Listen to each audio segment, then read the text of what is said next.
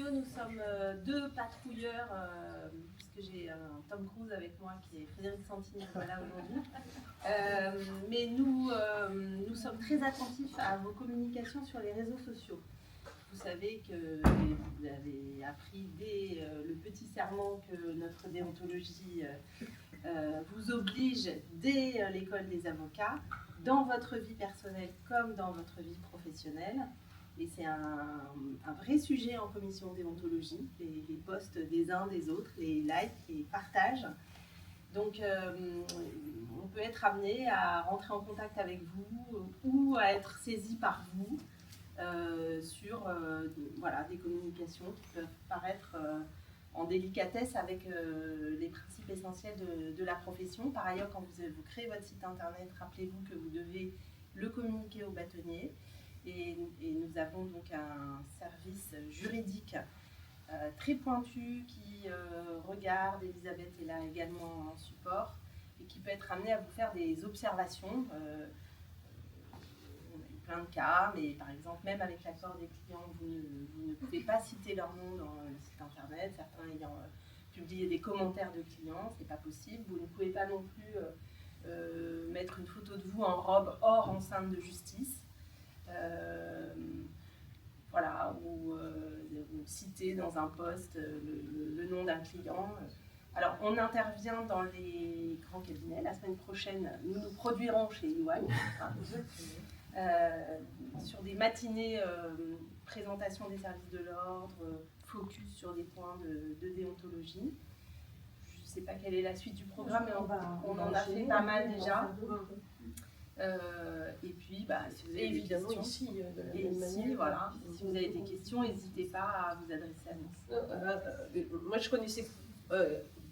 connais bien la problématique réseau et j'ai vu ça efficace cette semaine, puisque cette semaine, c'était pas un post d'un confrère, mais un post d'un client, en fait, sur TikTok, et qui nous a été remonté, et sur lequel on va pouvoir agir en réfléchissant, est-ce que le post est diffamatoire ou pas, comment on l'analyse, et voilà, on a une vraie veille sur ces sujets-là, et vous êtes aussi la veille, et c'est ça qui est important, puisque le poste en question vous a été inventé par une consoeur qui a pu nous mettre en alerte sur ce point. Peut-être un tout petit point aussi sur le WhatsApp, parce qu'on parle souvent TikTok, Facebook ou Instagram ou Sky. Par réseau social, il faut entendre absolument tout aujourd'hui, même un groupe fermé, parce que comme tout peut être screenshoté, repartagé, voilà. Même un groupe WhatsApp, et il y en a plusieurs d'avocats, du barreau, voilà. Alors, la responsabilité du bâtonnier, s'il n'est pas administrateur de groupe, c'est d'alerter les administrateurs pour que eux soient des vigies et n'hésite pas à intervenir. Et puis quand on est administrateur, ce qui est le cas d'un des groupes, il est arrivé plusieurs fois, je pense notamment à des commentaires autour du 7 octobre, à d'autres commentaires autour de je ne sais plus quels événements, mais il est arrivé plusieurs fois qu'on ait à modérer en disant « Chers confrères, ces échanges ne sont pas acceptables, on vous rappelle les principes essentiels, la modération, la courtoisie, la délicatesse, parfois jusqu'à la présomption d'innocence. » Je pense à l'histoire de La Rochelle en 2021, où une consoeur est surprise au parloir de la maison c'est une centrale à l'île de Ré, en plein acte sexuel avec son client. Et là, ça sort dans la presse.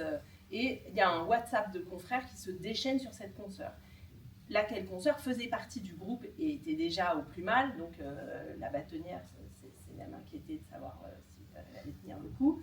Et donc là, il y a eu une lettre ouverte de la bâtonnière à tous les confrères pour rappeler chacun à la présomption d'innocence, parce qu'en plus il n'y a pas eu de poursuite pénale, et je crois disciplinaire mais pas pénale, par décision du parquet, à la modération, à la délicatesse, à la courtoisie. Voilà. Donc ça, c'est le rôle du bâtonnier, mais c'est aussi votre rôle à vous si vous êtes administrateur de groupes, y compris des groupes fermés. Et vraiment, quand on est un jeune confrère, il y a plein de groupes. Et il y a des groupes qui sont vraiment bien faits dans toutes les matières. Il se trouve que Facebook qui n'est plus si utilisé, ça a des groupes d'avocats quand même qui fonctionnent assez bien.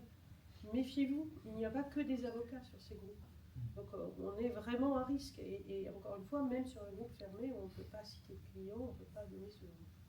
Donc voilà, c'est une part importante sur laquelle on doit se pencher. Merci.